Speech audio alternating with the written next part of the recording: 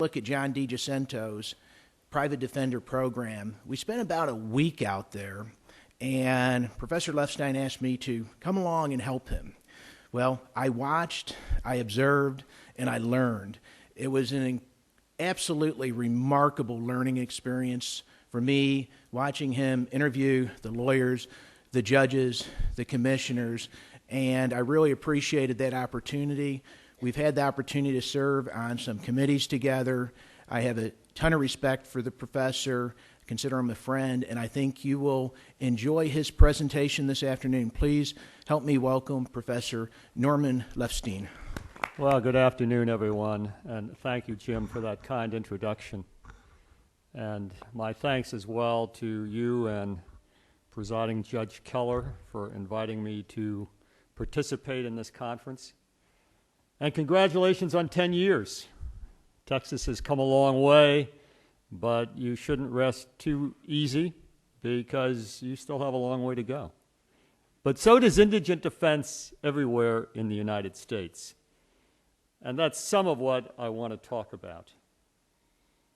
I also want to talk about what you see before you on the screen, which is a book that I just recently completed. In fact, it went to the printer this week and will be available within the next 2 weeks or so. It's the cover of the book, and while it is certainly about caseloads in public defense, it's really about more than that, because I talk about a number of reforms of a kind that I think are important over the next 50 years, the second 50 years after the Gideon case. They won't happen overnight. Maybe some of them will never happen, but I think they need to be discussed. I thought what I might do to start is simply scroll through the table of contents of the book to give you an idea of what's there. Wanted to make sure it was there. Chapter 1 simply reviews the problem and why it is so difficult to resolve. Excessive caseloads in public defense really is a pervasive national problem, and the report Justice Denied, to which Jim referred in his introduction, as well as a 2009 report from the National Association of Criminal Defense Lawyers, documented the problem in the minor courts in this country, in the misdemeanor courts. Lawyers constantly are dealing with caseloads that are an embarrassment to the legal profession. They're not what they ought to be. Chapter 2 of the book deals with the clear duty of what lawyers have to do when they have an excessive caseload, and it's a pretty extensive analysis of rules of ethics, of standards, of ethics opinions.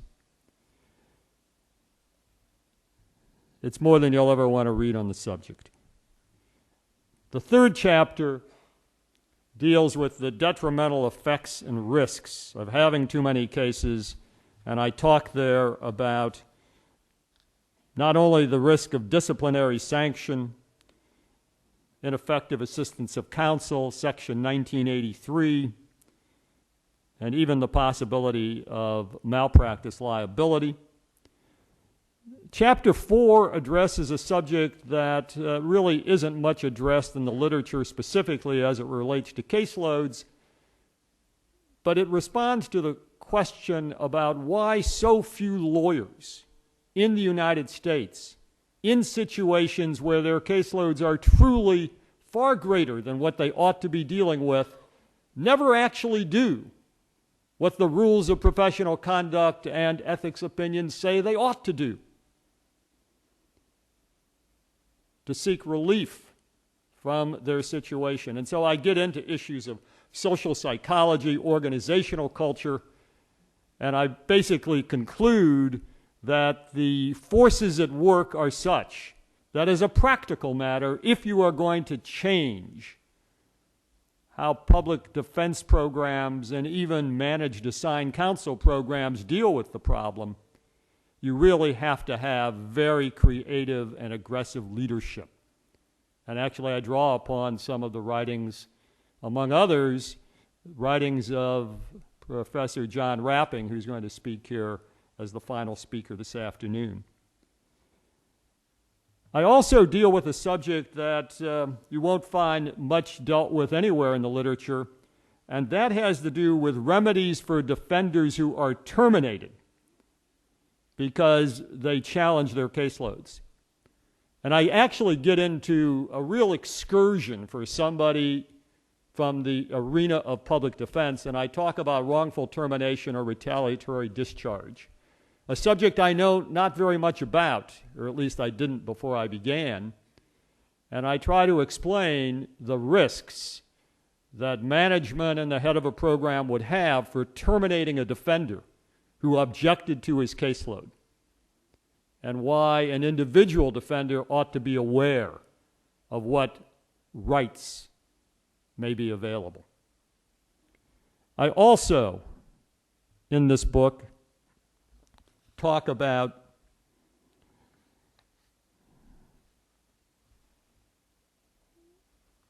weighted caseload studies, keeping time records, and I'll come back to the issue of time records at the very end. I deal as well with litigation. Chapter 3 of Justice Denied, which I wrote, has an extensive chapter on litigation dealing with caseloads and systemic challenges to indigent defense. This chapter basically picks up with where Justice Denied left off. And I talk about some pending cases in the United States and some cases in which there are both systemic challenges as well as caseload challenges to caseloads in particular defender programs. And in most of those cases, I was involved as an expert witness for the defense. And then I talk about 3 programs that I visited. One of those was the one Jim referred to, the San Mateo County Private Defender Program, programs that really do manage their caseloads. One of them, in addition to San Mateo, is the Committee on Public Counsel Services in Massachusetts, which is a statewide program.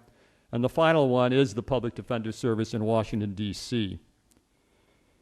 And lastly, I talk about some various kinds of reforms that I think are important, and I try to tie together why it is that those 3 programs I talked about in Chapter 8 have been so successful in controlling their caseloads and in doing so many other things that, in my judgment, really set them apart from defender programs in much of the United States. They may not be the only ones that succeed to such a considerable degree, but they certainly do succeed. They have strong funding, but it's more than just funding, as I will try to explain. That book, incidentally, will not be sold to the public, but it will be available. It was funded by Atlantic Philanthropies, both my work on the book as well as its publication, and in about 2 to 3 weeks it will be available through the website of the American Bar Association. And if you go to www.indigentdefense.org, there will be a link to the book, and it will be possible to order the book online without cost. I never wrote this book to have it be sold, to have it unavailable. I want it available. I want people to read it, use it, think about it, and hopefully influence policy in this area. Now, a word about the organization of my remarks. I emailed back and forth with Jim, and I said, well, what in the world should I talk about here today? What do you think this audience might like to hear? And so he gave me a list of questions that he thought I should address. And so if you don't like the organization of my remarks, blame Jim. But that's what I'm going to do. I'm going to address Jim's questions of me respecting this book. And the first question he asked me was, why did I write this book? Well, there really are multiple reasons why I undertook this project, and I actually started it the month after I finished my work on Justice Denied, which had been a several-year project, and this book has been 2.5 years in the making, while I've also done some other things in the interim. But I tell the story in the introduction of the book about a series of emails I exchanged with a lawyer in a community far from Indianapolis, and he wrote to me out of the blue. And he said, I've got a truly overwhelming caseload. I have more than 325 clients I'm simultaneously representing. And the worst part of it is some of them are going to jail because I can't possibly do for those numbers of people what I ought to be doing. And so help me file a motion to withdraw. And he wrote to me because I had co-authored a piece in the Champion magazine of NACDL dealing with this very subject. And so I said to him, well, first of all, you need to go to your supervisor, and it became clear that he had not. And if that fails, you need to go to the head of the program. Well, he went to the supervisor, and the supervisor said, you can't file a motion to withdraw. We won't allow that. That would be disruptive of our relationship with our county funding authority. So we'll terminate you, and I'll start going through resumes. So he went to the head of the program, and the head of the program was even less sympathetic, telling him that we do triage here in this office. And if you can't cut it like your colleagues, then you ought to look for employment elsewhere. And I offered to get him pro bono counsel to represent him because it seemed to me clear he was going to need it. Well, in the end, he left. He never filed a single motion. He rejected my offer of pro bono counsel. And he left when the recession hit, actually. And when I had talked to him sometime later, he was without employment of any kind. None of his colleagues in the office really stood up with him. He was older than most of his colleagues, and he came out of a very good clinical program in a law school. He was 37 years old when he graduated law school. I decided after hearing his story and after emailing with him and talking with him, I wanted to use that as the kind of example of what happens in this country. And I wanted to talk about a myriad of issues which I identify in the introduction that I could seek to address in the book. And they are addressed in the book, I think, to a very considerable degree. I wrote this book because I find it disheartening. What happens to recent law graduates who go into public defense programs and they experience a kind of law representation which is totally alien to what we try to teach them all about in law school. We try to teach competent and diligent representation and a kind of thoroughness. Filing pretrial motions for release of the kind that Tim Murray talked about, of doing it the right way, and they learn that in clinical programs, and then they come out into the real world, frequently in public defender programs, and they are exposed to something that is simply outrageous. I sat in court one day and I heard a young lawyer testify about what she did for her clients in a clinic at a very good law school, and then what she is able to do for her clients in the public defender program where she went to work. And then the head of the office, to his very considerable credit, acknowledged that my lawyers fly by the seat of their pants because that's all the time they have to devote to their cases. And a wonderful record was made as to why the caseload was way too large, and it failed among the judges who heard it, and they never really got, at least through a formal response of the judiciary, any relief. Informally, they got some help after the case was brought. I wrote this book because I also wanted to talk about some kinds of reforms that I think need to be considered. Jim asked me what the highlights of the book were. Well, that's a dangerous question to ask an author of a book. I mean, there are so many. Seriously, one of the things that I would point to, Jim, in response to that question is a discussion of something that has long bothered me, and that's the so-called national caseload standards that were first talked about in 1973 by the National Advisory Commission on Criminal Justice Standards and Goals. I mean, many of you, I'm sure, know these. You shouldn't, over the course of a year, have more than 150 felony cases, 400 misdemeanor cases, certain number of mental health, juvenile cases, and what have you. Well, go back and read the report of the National Advisory Commission. Those numbers were never based on anything empirical.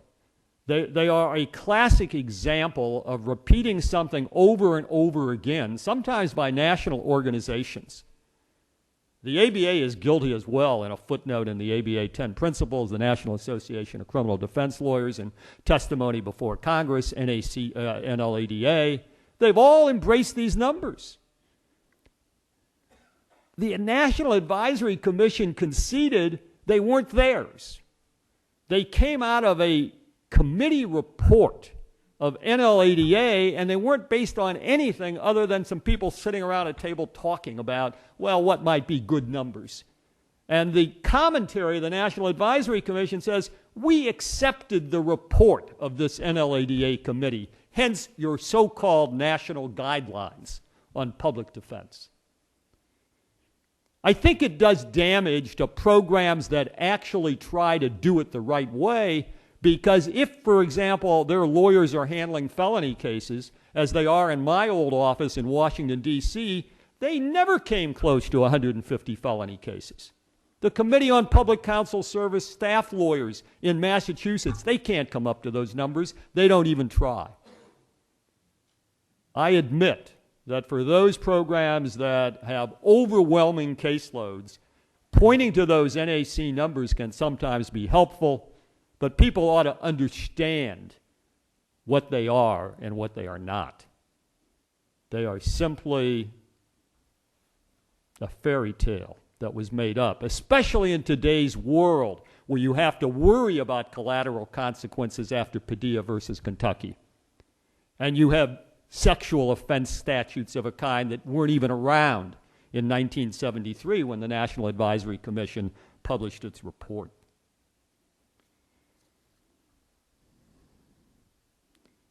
Of course, I said that one of the highlights has to do with the reforms that I like to talk about, reforms of indigent defense. So let me turn to that subject. What are the structural problems in indigent defense, and what are the ways in which indigent defense ought to be changed? Well, let me give you one to start. It may not be quite as relevant in Texas as it is in some places, but it will, over course of time, have relevance for this jurisdiction as well, I think. Many jurisdictions have seen a very substantial growth of public defender programs accompanied with a minimal reliance on the private bar. The private bar in this country, in many states and large cities, has been marginalized in the area of indigent defense. And the results have sometimes been disastrous. And let me be clear about it. I'm a strong believer in having public defender programs. I think they can do outstanding work. They can bring expertise to the table. Their caseloads obviously need to be controlled. But where the private bar is not substantially involved in indigent defense, the story has been repeated over and over again that statewide public defender programs, and sometimes the public defender programs in large cities, have been simply overwhelmed with cases because there isn't anywhere else for those cases really to go. Indeed, the statutes sometimes in some states say if the defendant is found indigent, the public defender shall be appointed. And there's an expectation the public defender will somehow absorb the additional cases without regard to the fact the staff size hasn't been increased, the budget hasn't been increased. I mean, public defenders they're a receptacle. They have no control over intake. It's all decided by the prosecutor, and somehow they're supposed to be able to take the cases. The ABA has always said there needs to be substantial private bar involvement in indigent defense. And I cite in the book the example of what's taking place now in Houston, the program that Alex Bunham heads up, because I know there's a commitment there to make sure that the public defender program doesn't become overwhelmed with cases because the private bar will be available and substantially involved. But I would go further and say that the involvement of the private bar needs to be an involvement where the private bar is well compensated. Private bar lawyers need to be mentored, something that was mentioned here this afternoon. They need to be supervised. And I'll talk maybe a bit more about this later, there needs to be a genuine certification process based upon the kind of cases they're going to provide the representation in. Call it certification, call it accreditation, call it licensing, I don't care what you call it. But they need to be screened in a very fundamental way. In the book, there's a description of what the Committee on Public Counsel Services does in the state of Massachusetts, because there are both staff lawyers in Massachusetts and a large private bar component, and the private bar component is very carefully screened by the Committee on Public Counsel Services. I applaud what Bell County is doing. I think it's a movement in the right direction. I think it ought to be independent of the judiciary. The judiciary is not involved in screening prosecutors, and frankly, they ought not to be involved in screening defense lawyers. I just don't happen to think that what Bell County is doing goes far enough. Let me talk about another kind of structural sort of problem. These become more radical as I go along, you understand, compared to what happens in many places. I want to talk about the remedy that is set out in Chapter 2 of my book when you have excessive caseloads. We say in the ethical rules, in the ABA's ethics opinions, and in the ethics opinions of state bars,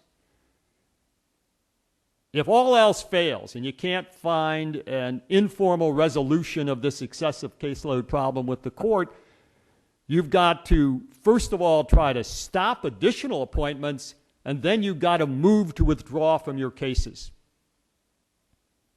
And that, of course, is aimed at the trial court. Well, let me tell you, and I've been involved in a number of these cases now, litigation is not a very satisfactory solution. Whether or not you ever achieve a favorable result is extremely uncertain. It is extremely time-consuming. And frankly, it frequently is not very well received by judges who understand it to be very disruptive of calendars and, maybe more significantly, it raises all kinds of political problems for the judiciary. The judiciary is dependent on the legislature, dependent on the local funding authority. And when the defender goes in and says, I can't take any more cases, what happens to them? Well, the obvious answer is they ought to go to the private bar, but there may not be adequate funds to pay the private lawyers. In one case that's pending now before the Missouri Supreme Court, in this kind of caseload litigation, there was a long hearing. The defender made a very compelling case, and at the end of it, the trial court said, well, I understand the public defender's problem. This is all on the record. I quoted in the book. I understand the problem, The defender probably does have too many cases, but I appoint the public defender all the time in situations like this. So I'm going to appoint you again. There wasn't any mention about giving the case to the private bar because in that particular jurisdiction, the private bar has been so marginalized, there was really no opportunity to appoint private lawyers as a practical matter to solve the dimension of the problem. What's the solution? Better than going to the court, which is really what rules of professional conduct envision. The solution, in my judgment, is to empower public defense programs, be they an assigned counsel program which is being administered, but they won't have the problem, by the way, because they have a certain elasticity to the supply of lawyers. It's really public defender offices that have this problem, and they're the ones who are often caught in the dilemma. The solution, I think, is to empower them to designate private lawyers to handle the cases. And there are a couple of statutes in the country, and maybe 3 jurisdictions, where the defender actually has that kind of an authority. You don't have to go back to court. And if there's an issue about the defender not taking enough cases, that really shouldn't be an issue between the judge and the defender. It ought to be like any other governmental agency. It ought to be an issue involving the defender and the funding authority. Let them thrash it out. Let the defender explain to those who fund the agency, this is why I had to turn cases over to private lawyers. You never hear of a caseload challenge in the federal courts. Not only are they better funded with the federal defenders and CJA panels, but de facto, when a federal defender or a community federal defender has too many cases, they can typically hand those cases off to CJA panel lawyers, and a judge signs an order appointing the lawyer, appointing the private CJA panel lawyer to handle the case. It differs slightly in different jurisdictions as far as I can tell, but you simply don't have the kind of problem that you have in public defender offices throughout so much of the country. Well, there are 2 other interrelated reforms that I want to talk about.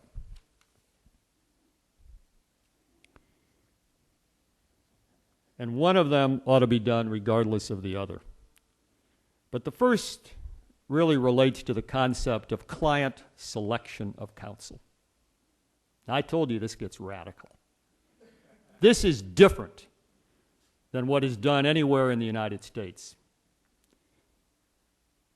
And I also think, as I said before, and I may elaborate on it a bit, there ought to be a rigorous certification of private lawyers who take indigent cases.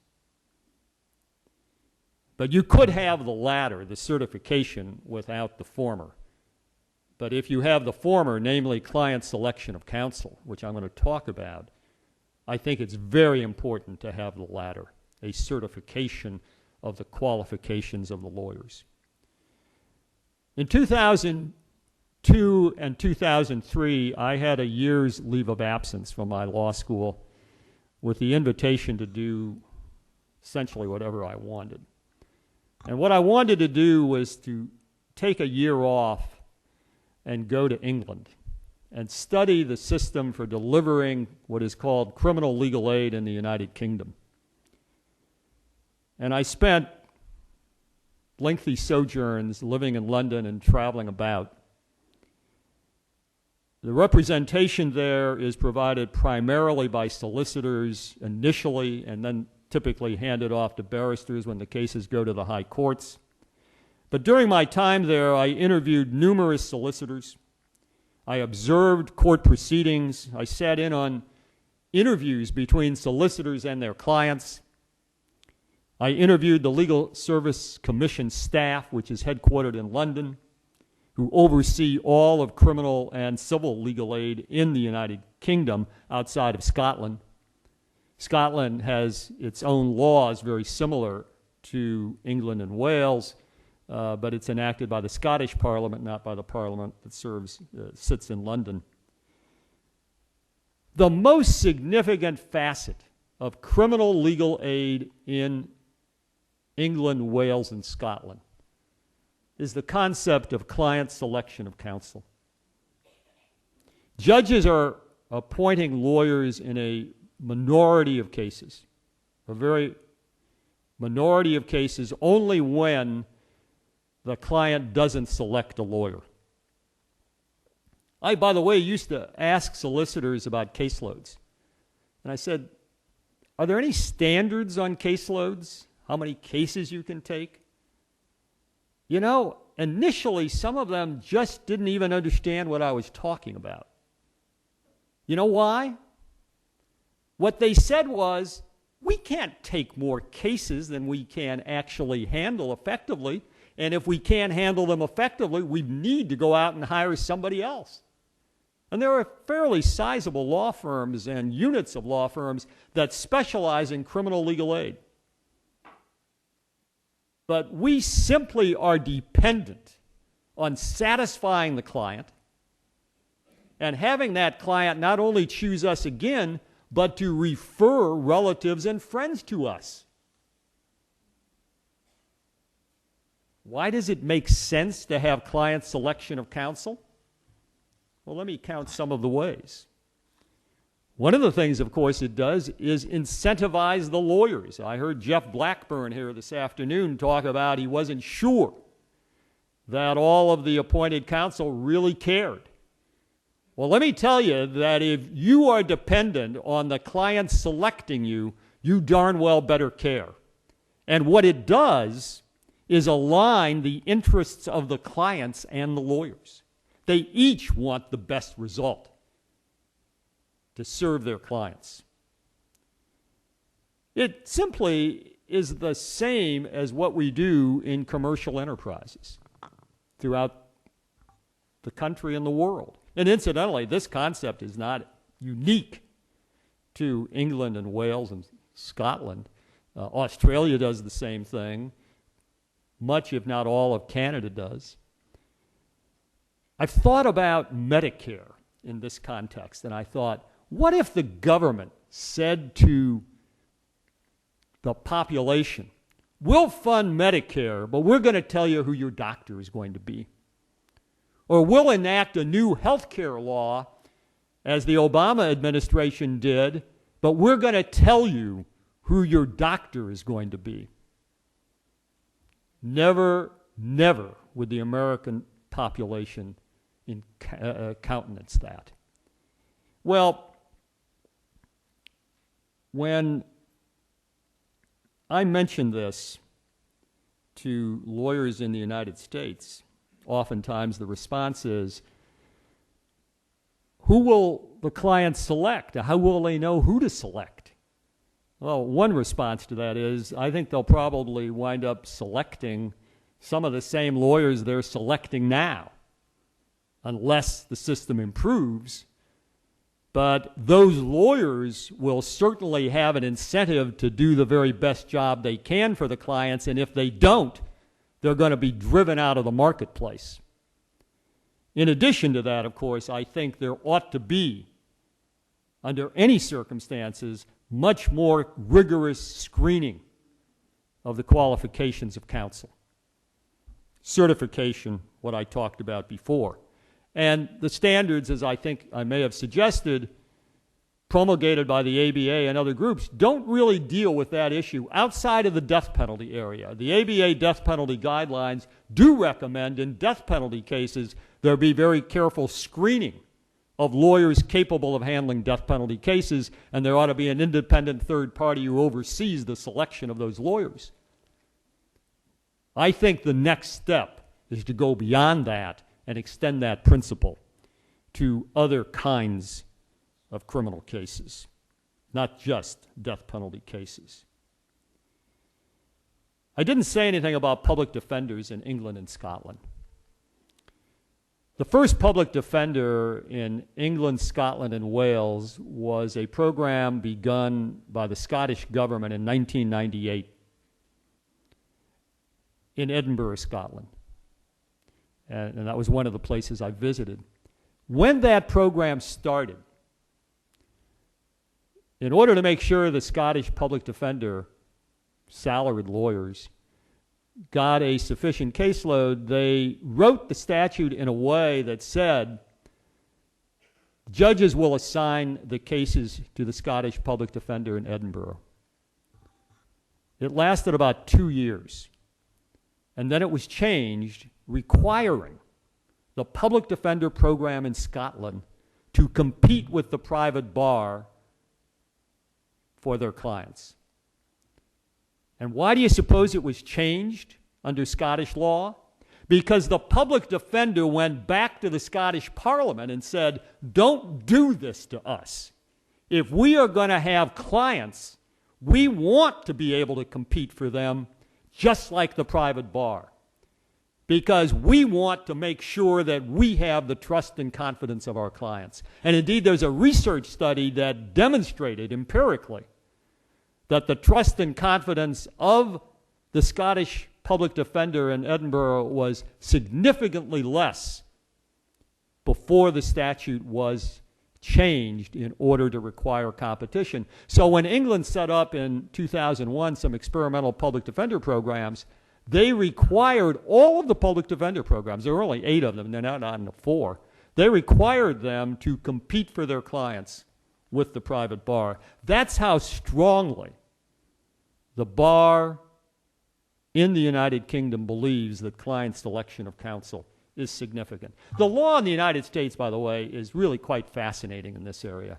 There are all kinds of cases around the country. Well, not a lot, but there are some where the defendant indicates they want a certain lawyer and the lawyer is available, but the judge won't appoint the lawyer, and the court says, fine, it's gone up on appeal, and basically the indigent is told, you don't have any rights in this matter. And indeed, there's this one decision written by the late Chief Justice Burger, the U.S. Supreme Court, in the case of Morris versus Slappy, where the Supreme Court of the United States said, there is no right to a meaningful attorney-client relationship. And this was in a case where one public defender was substituted for another due to ill health, and the defendant objected, and the Supreme Court said it doesn't matter, you have to take whoever you get. And then comes along a decision of the U.S. Supreme Court dealing with a case in which there was a retained lawyer involved. And in that particular case, the retained lawyer was disallowed from participation, and the U.S. Supreme Court said where it is a retained lawyer involved, it is, quote, unnecessary, and you are deprived of your retained lawyer. The Supreme Court wrote, it is unnecessary to conduct an ineffectiveness or prejudice inquiry to establish a Sixth Amendment violation. The deprivation of the right to counsel is complete when the defendant is erroneously prevented from being represented by the lawyer he wants, regardless of the quality of representation provided. Who wrote that decision? Justice Scalia. In other words, if you have money and you can retain a lawyer, you are entitled to a meaningful attorney-client relationship, but not if you're an indigent. Well, I tell you this because I find it difficult to reconcile. And that decision in 2006, I think it was, doesn't really reconcile the distinction between the indigent and the non-indigent. I think there's a footnote that talks about administrative convenience in the case of the indigent for appointing whoever the judge wants to appoint. All of this is irrelevant, however. There is nothing to prevent the Texas Commission or any other jurisdiction from experimenting with a system of client selection of counsel. And if you want to see fundamental improvement in indigent defense, I submit to you this is an idea that needs to be considered. It is not a liberal idea. It is not a conservative idea. Well, maybe it is a conservative idea. There's a paper on the subject that you can access on the website of the Cato Institute. No one has ever accused Cato of being a liberal institution. Let me talk about, in the time remaining, a couple of other subjects that Jim asked me to address. One of them had to do with why I selected the programs that are featured in the book, because they're all very different. One's a big city public defender office in D.C. They handle what are really common law crimes in the District of Columbia. Another one is a statewide program, the Committee on Public Counsel Services in Massachusetts, and the third one is a assigned counsel program. It is, so far as I can tell, the best assigned counsel program in the United States. All of these programs are ones that control their caseloads. They do it a little bit differently. The program in San Mateo County can control it because they've got a panel of 110 lawyers, and if one lawyer is not available, another lawyer takes the case. Lawyers are never told they've got to take a case. The assignments are not done by judges. They're done by the administration of the assigned counsel program, which is under the jurisdiction of the San Mateo County Bar. In D.C. and in Massachusetts, the staffs of the defender offices are sometimes withheld from getting new appointments. And when they don't get new appointments, and there's no other lawyer in the office to handle the new appointment, it will simply go to a member of the private bar. All of these programs exemplify the concept of an elastic supply of lawyers. There is no real risk, the way Massachusetts, D.C., and San Mateo operate, of having situations where the lawyers in a defender program will become overwhelmed with cases, because there's always a place for those cases to go.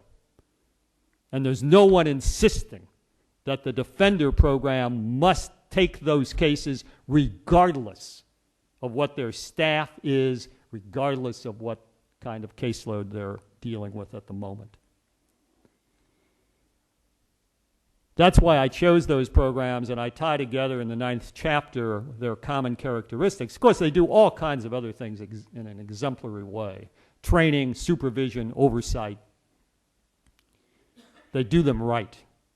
And there are programs of which I think anyone can be proud. Lastly, Jim had asked me to say something about weighted caseload studies and keeping time. These are subjects that I cover in one of the chapters. I think weighted caseload studies, which are much too complicated to explain for those who are not familiar with them, at near 4 o'clock on a Thursday afternoon. This is not the time to go into that. My book, by the way, is not quite like a novel. I wouldn't read it right before bedtime, unless you really get turned on by indigent defense. But I think they're valuable if you have a jurisdiction that will pay attention to what the results are. So often they've been undertaken, and the jurisdiction really doesn't want to hear it, because the message often is you're deeply and dreadfully understaffed and more money needs to be spent. But time records is an idea that I think has come. And I was been talking to Alex Bunham the last day, and I know that and when you heard some discussion of it here this morning about measures based upon records that are being kept in that office, but there are a lot of advantages for a defender program in keeping time and dispositional records. I think it has to be tailor-made, which is what they've done in Houston. It can be used not only as a management tool for the person running the office, seeing who is actually investigating their cases, filing motions, doing what needs to be done, advocating for a pretrial release, as Tim Murphy talked about this afternoon. But in addition to that, you can demonstrate to a funding authority just the level of effort that lawyers are putting in. And you may be able to demonstrate cost savings that are actually happening in the office as a result of dispositional results achieved. Suppose you are getting people out on pretrial release because you've done the necessary workup, and then you turn around and you look at the cost of keeping those persons in jail. I go in at some length in the book about why I think keeping time records make eminently good sense. I agreed when I finished the book that I would, I don't know whatever possessed me, that I would also write an executive summary of the book and would cull out of the book some recommendations. And those are not yet available, but I'm going to be writing them over the next 60 to 90 days, and they too will be on the website for the book. I don't know if we have any time for questions or not, maybe one or two, if anyone has any questions.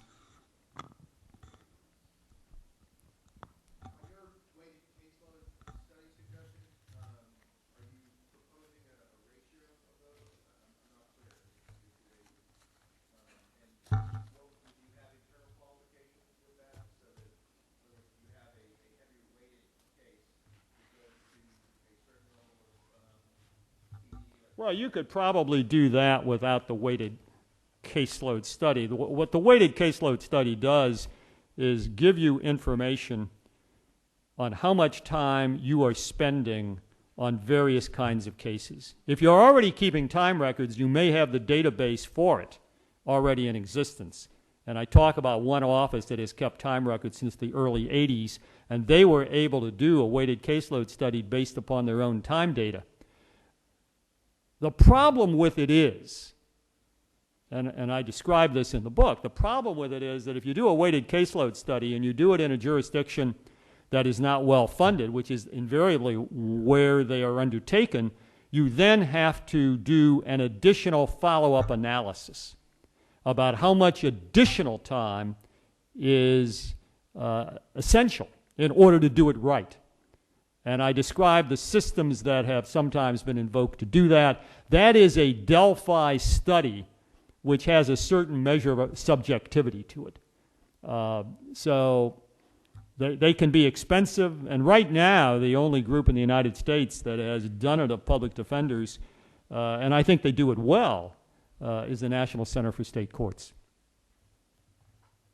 Well, listen, thank you very much. You've kept me awake, and I hope I've kept you awake.